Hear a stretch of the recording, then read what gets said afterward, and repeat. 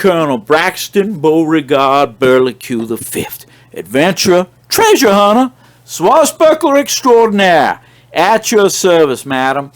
This here video is going to be my talk on the Military Reviews episode 11, his worst fake competition gallery, and he's assembled quite a collection here for us to review, and I thought maybe we go through it and I could give you some comments of maybe on some of the things he shows and what I've observed over the years.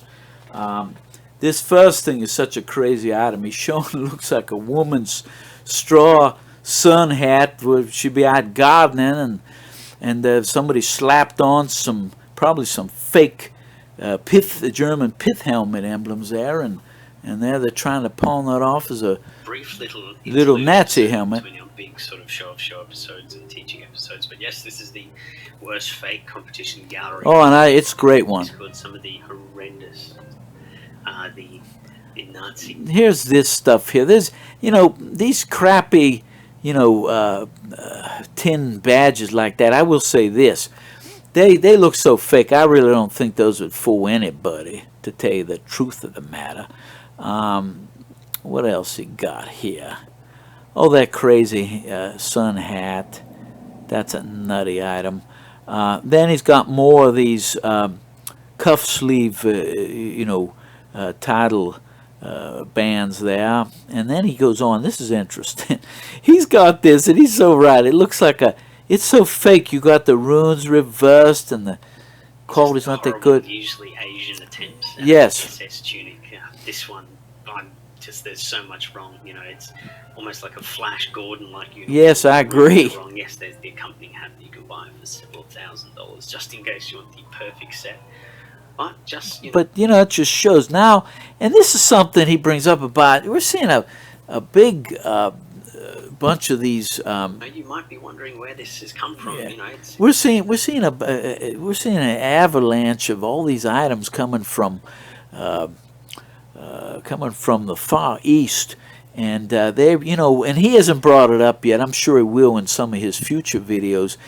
But you could even go on like eBay, and the Chinese are reproducing World War II German helmets. They're reproducing like the German greatcoats, the leather ones, and the U-boat coats. It's frightening, actually, all the stuff that they're reproducing. And a little bit later in the video, he talks about artwork. They're even they're making like paintings over this, supposed to be like Nazi era paintings. But anyway, let's kind of continue. It's totally original. It's out of a veteran collection, and here's a picture of SS. Oh, then he has it. This is so. This actually insults your intelligence. That's like a U.S. digital pattern design. They came out a few years ago. Somebody made it up, and maybe the German army does have a hat like that. It's like one of them German mountain type, hats. What do they call them? M43 type hats. And somebody stuck these phony emblems on there. It's so ridiculous. Then he shows another hat, has an oversized pin on, and then they have this so-called tropical hat. It's really a crazy thing that he's bringing out. And then here he shows Skorzenny, which is that's a sort of example. Yeah. And here's another thing. And you've got a Rommel one. I've seen these, and they're so fake looking that they, if you've been looking at this stuff for years, you would never fall for this. I mean, even the artwork on the stuff is, I think, very poor, and they never had stuff like this. It's like medallions, and they're so phony looking. He's right. It's like the Chuck E. Cheese token isn't worth nothing. But those are some obvious fakes to me. Let's see what else he got. Oh, here's another thing he has here. I've seen these. And actually, my one friend, he was looking at these, and I says, come on. Number one, I've never seen mugs like that in past years. Now all of a sudden we're seeing these. They have these Panzergrenadier divisions and all this other stuff.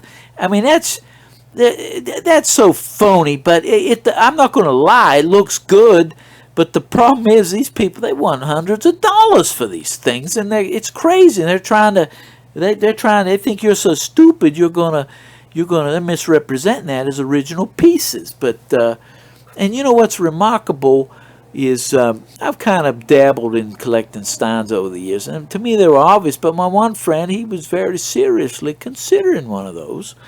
And here's another thing that this Militaria review boy has put out. He has here Delta Fakes and Metals. What he's talking about, and he says 1980. I have to tell you, I was getting Delta, and the company was called Delta International.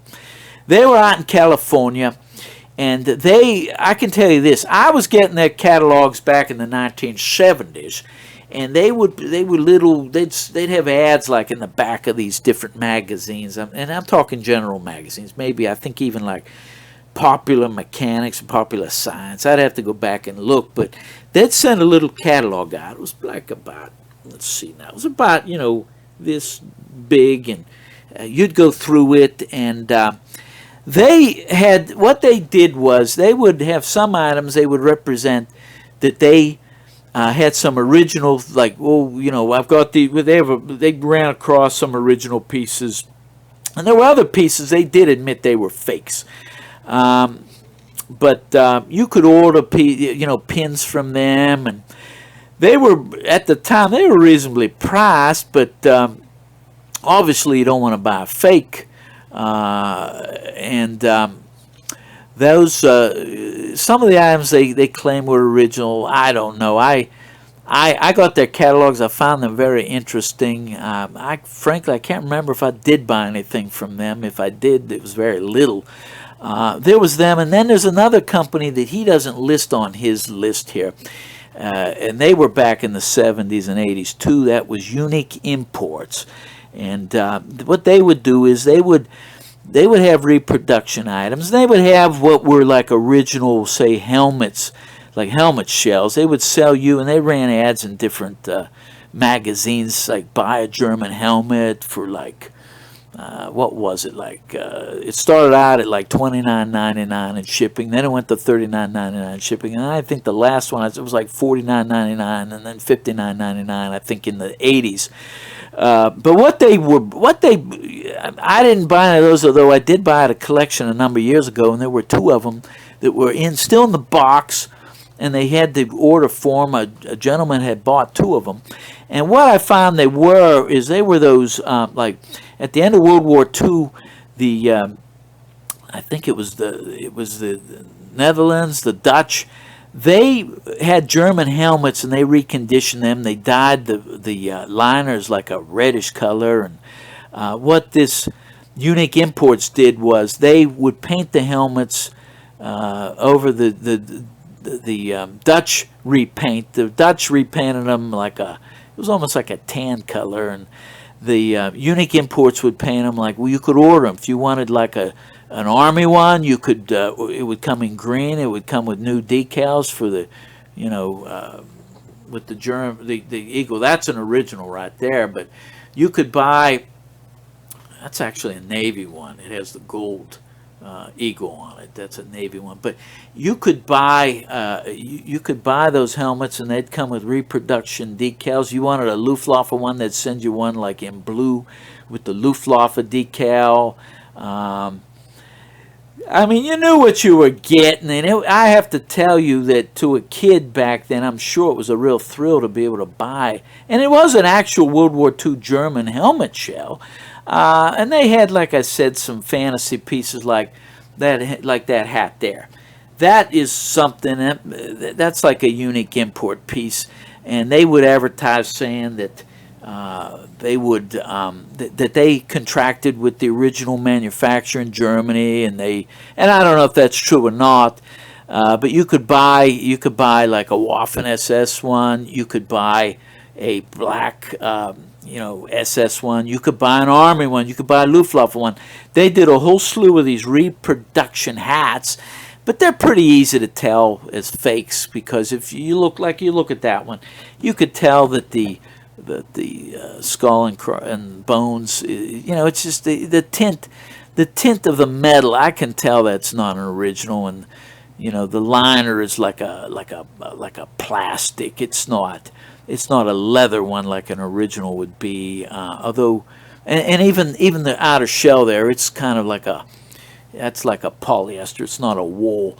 It looks good for the money, but it's not. It's I think you could tell pretty easily that's a phony.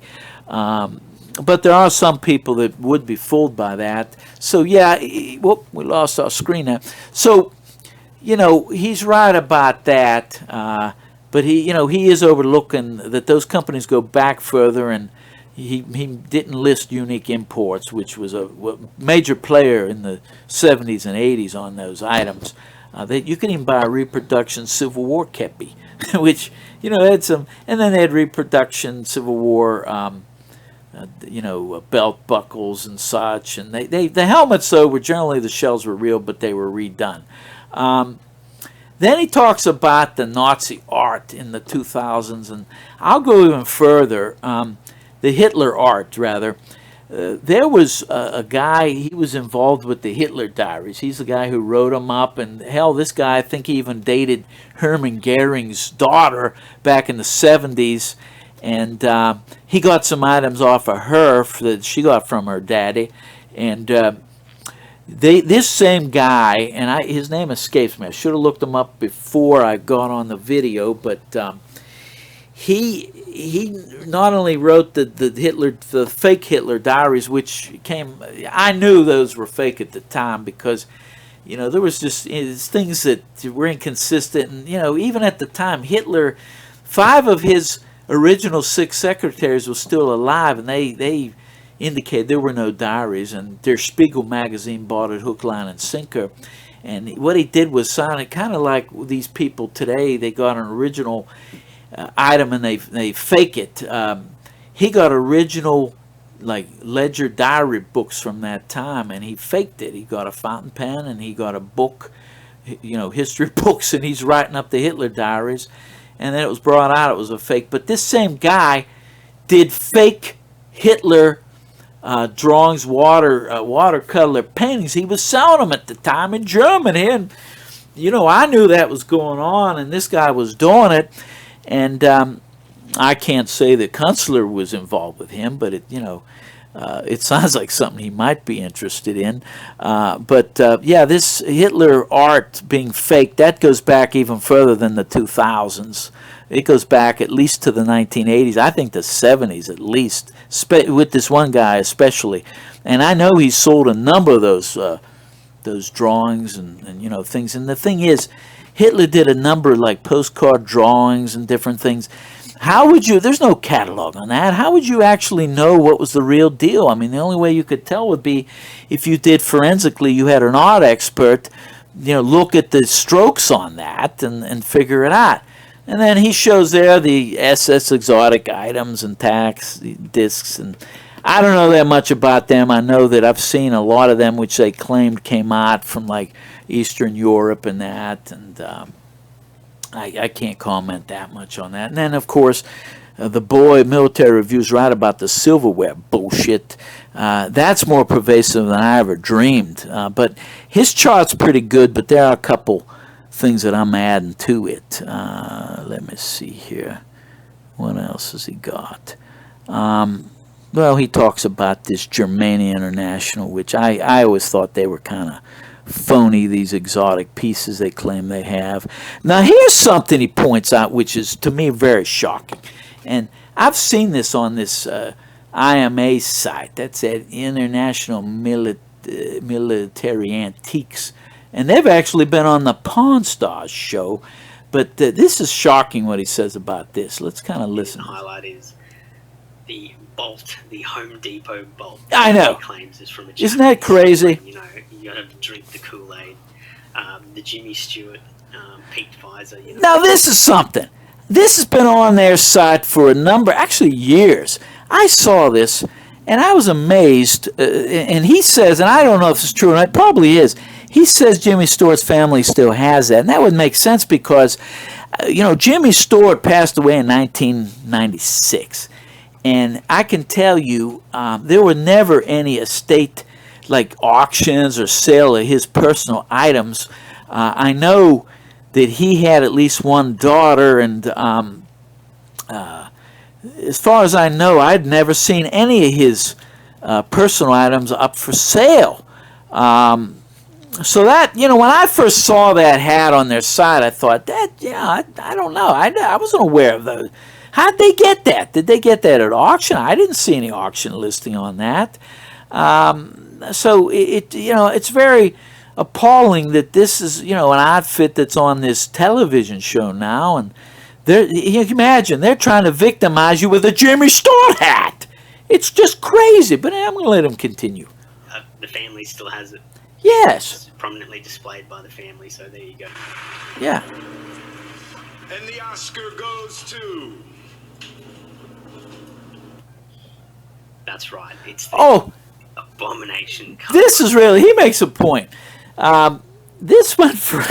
You imagine, $500. Now, I don't know. That looks like an original World War I helmet shell, and I can't... The strap looks like it has some age to it. And these are like the cockades that you would see like on the side of like a one of them spiked helmets that Germans used for dresser, predated the M16 helmet.